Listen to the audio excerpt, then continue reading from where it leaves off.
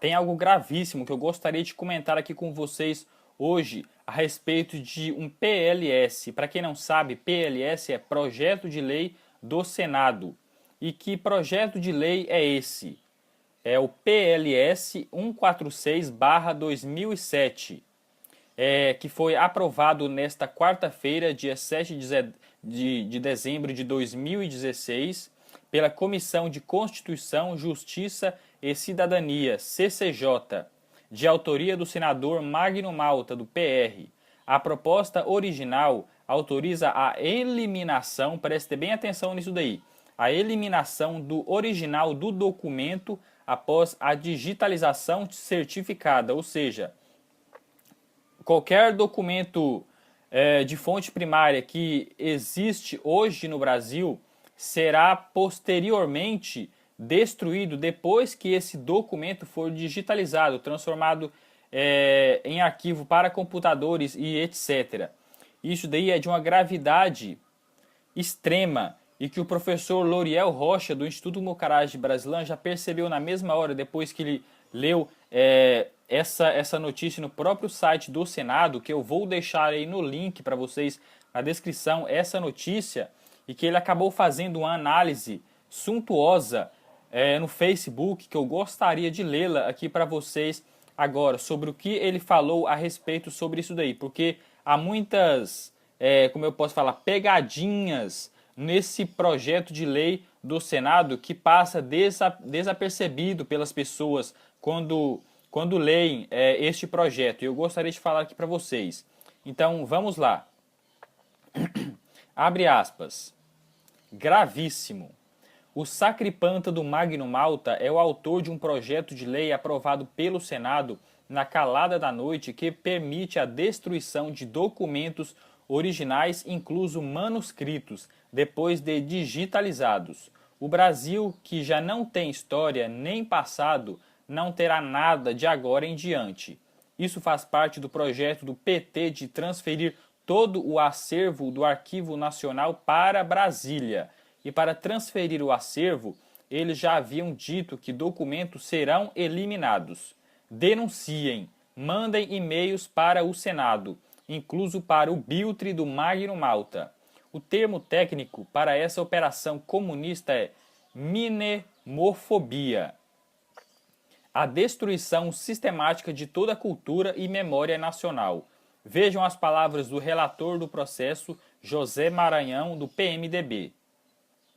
Com efeito, deve-se permitir que os documentos apresentados em papel possam ser destruídos após a sua digitalização, desde que respeitados os requisitos procedimentais para a garantia da integridade, autenticidade e fidedignidade da conversão do arquivo do meio físico para o meio digital, considerou o Maranhão.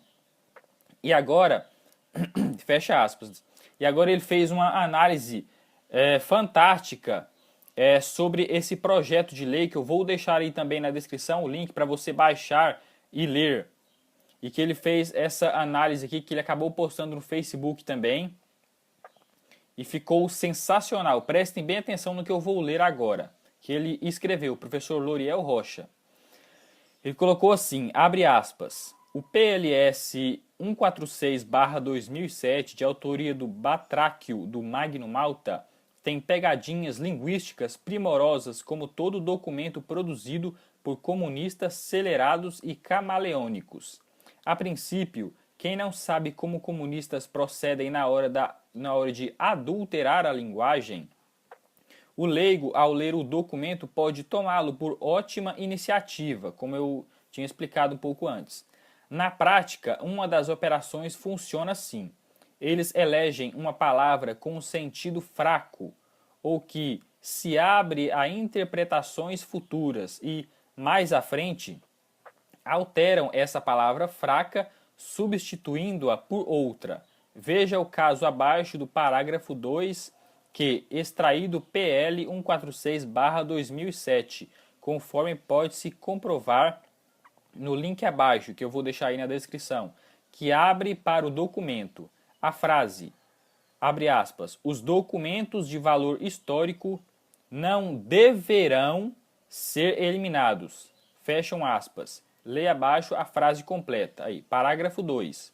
Os documentos de valor histórico, assim declarados pela autoridade competente, embora digitalizados, não deverão ser eliminados, podendo ser arquivados em local diverso da sede do seu detentor.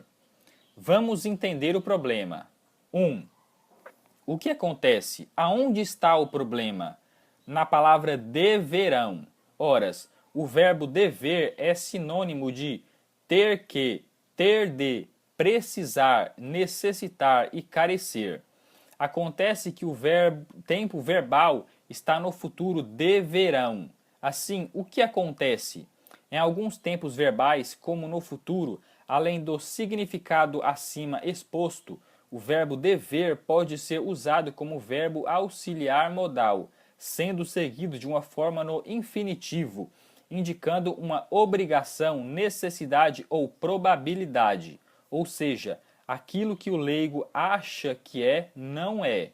Isto é, à primeira vista parece que documentos históricos estão proibidos de serem eliminados. No entanto, o tempo verbal no futuro coloca a proposição como uma probabilidade que pode ou não acontecer.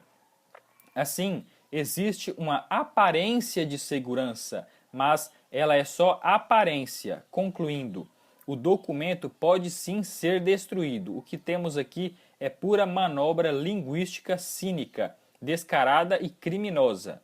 2. Serão preservados quais documentos de valor histórico? Não há em nenhum momento do PL definição exata do que seja um documento histórico. Portanto, inexiste critério, não há data que marca o documento, nenhuma palavra que defina o documento. Como manuscrito, por exemplo, nada, rigorosamente nada.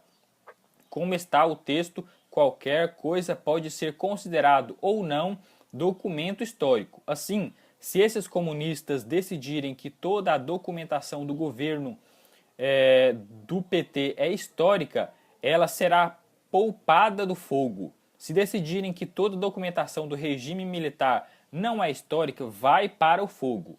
3. Na ausência de palavras precisas para determinar o que é um documento histórico, a decisão caberá à autoridade competente. Que autoridade de onde? Subordinada a que órgão?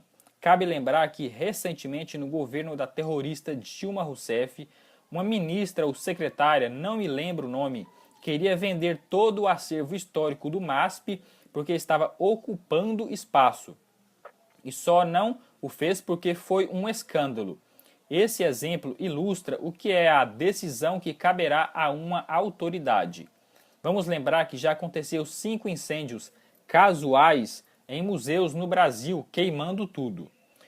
O governo ditatorial do Getúlio Vargas tinha o DIP, o órgão de censura máxima que determinava quais documentos seriam eliminados ou não. O nome disso é, com todas as letras, Censura Ditatorial de Conteúdo. Estão reeditando o DIP. 4. A questão da veracidade do documento digitalizado entra num terreno ainda nebuloso, uma área bastante específica, novíssima, cujos critérios ainda estão sendo discutidos. A diplomática. Não é possível passar uma teratologia dessa sem diplomática. Como vai se atestar que o documento digitalizado é verdadeiro ou falso? Como vai se evitar que documento digitalizado não seja substituído por outro ou tenha seu conteúdo alterado, criando fraudes? É um absurdo em todos os sentidos esse PL. 5. O nome técnico dessa estratégia comunista é mnemofobia, a destruição sistemática de toda a memória de um povo, de uma cultura, para que eles possam impor a sua cultura, a sua memória. Aliás, já fazem isso quando no Brasil toda a documentação do período da coroa portuguesa é submetida a análises marxistas, mentindo sobre a história. Desde que a República se instalou, a maioria dos edifícios barrocos do período do Império ou anterior foram sistematicamente demolidos ou deixados cair aos pedaços. Em seu lugar nasceram favelas e lixos prediais. O ar de sofisticação urbanística que o Brasil tinha no período do Império cedeu lugar a um prostíbulo a céu aberto. 6. Está mais ou menos entendido por que eles querem destruir a língua portuguesa? É a língua que faz a lei, os projetos. O analfabeto funcional é aquele sujeito que lê texto, mas não sabe interpretar as ideias dentro do texto. Um analfabeto funcional pode ler o texto acima extraindo as consequências do que está escrito? Nunca. Magno Malta, esse batráquio, cuspidor e todos os senadores devem ter suas caixas de e-mail repletas de mensagens indignadas por tamanho crime contra a nação. Só se destrói documentos em tempos de guerra, e mesmo assim nenhum país do mundo foi louco o suficiente para criar uma lei onde todos os documentos podem ser destruídos. A guerra é contra o povo, contra o Brasil. Basta de crimes contra a história do Brasil. Pois é, essa daí foi a análise feita pelo professor Loriel Rocha, que ficou sensacional.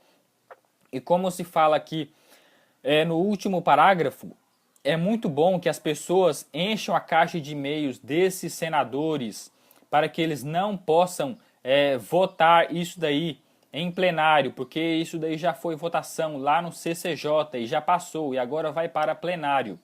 E eu já enviei 2 e-mails para o Magno Malta, copiando todo esse texto aqui também do professor Loriel Rocha, colocando o nome dele, inclusive no final, constando que foi ele quem criou esse texto, para que eles possam abrir a mente, para que eles não façam essa tragédia que estão querendo fazer com o nosso Brasil. Eu espero que tenha ficado bastante entendido sobre o que é essa PLS 146/2007. Todos os links que eu disse ficarão aí na descrição do vídeo, beleza? Eu espero que vocês tenham gostado desse vídeo. Se você gostou, se inscreva aí no meu canal, curta esse vídeo, compartilhe ao máximo. Se você tem alguma dúvida, pergunte aí nos comentários, beleza? E até a próxima, galera. Falou!